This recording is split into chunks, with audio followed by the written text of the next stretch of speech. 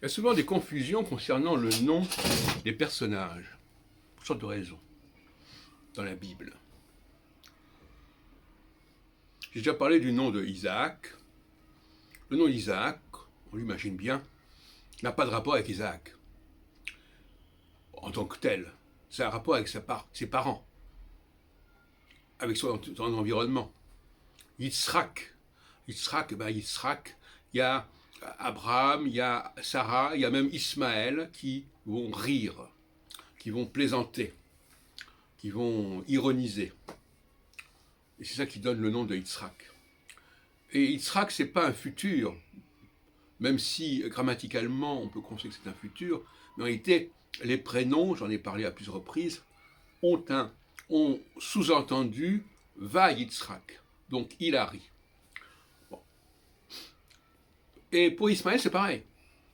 Le nom d'Ismaël ne concerne pas Ismaël, mais ce qui se passe autour d'Ismaël. Là aussi, on fait une confusion. Alors, j'ai retrouvé un passage de la Genèse qui est tout à fait édifiant à ce niveau-là. Chapitre 16.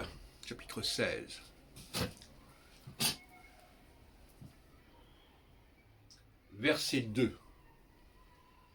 Alors je dis en français d'abord, dans la traduction qui est disponible.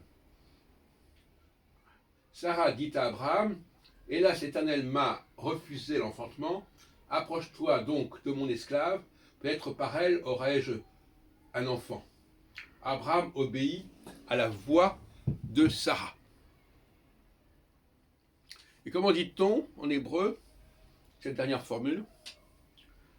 Vaishma Abraham, l'école Sarai. Vaishma. Yud, Shin, Mem, Ain. C'est-à-dire la même racine que Ishmaël. Donc Ismaël porte le nom, en réalité, de ce que son père a écouté Sarah, et que avec cette esclave, Agar, est né Ismaël. Donc toutes les glosses, toutes les spéculations sur le nom d'Ismaël, elles n'ont pas une grande valeur. Et c'est important d'étudier le texte, de le comprendre, le texte, et de ne pas l'instrumentaliser. Qu'est-ce que c'est qu'instrumentaliser un document quel qu'il soit? C'est l'utiliser comme ça nous convient, sans demander ce que veut dire réellement le document. Et donc ça, c'est une façon extrêmement cavalière d'aborder la Bible, en disant, bon, moi, ce que dit la Bible là, moi, tel que je le comprends, tel que c'est donné comme ça m'arrange. Je ne vais pas chercher plus loin, je ne vais pas creuser davantage en me demandant, non. Moi, je prends ce qui m'intéresse, ce qui m'arrange, et puis voilà. Eh bien, cette façon d'instrumentaliser la Bible, elle est inacceptable, mais évidemment, tout le monde n'est pas capable de creuser. Hein, de la même façon qu'il y a une différence entre dire, oui, il y a cette planète qui est à tel endroit, et de comprendre exactement comment la planète se meut, et comment elle est fabriquée, comment elle a évolué, etc. Bon, il est évident que ce n'est pas le même niveau. Hein.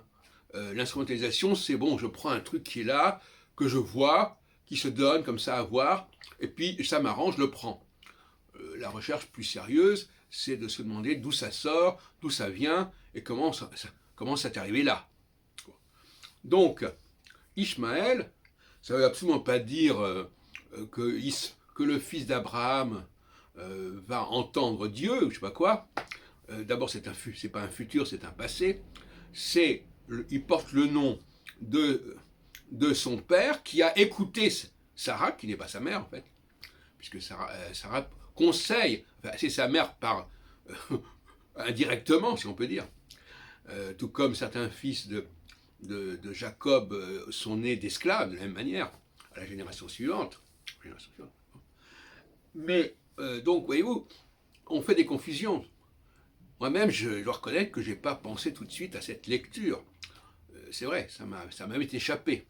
Pourtant, j'avais déjà les éléments, j'avais déjà fait les observations, mais je m'étais même pas dit, je vais regarder dans le texte, comme pour Yitzhak, je vais regarder dans le texte, si le nom d'Ismaël ne figure pas dans les conditions dans lesquelles sa naissance a été annoncée, ou en tout cas a été voulue. Voyez-vous ? Tout arrive.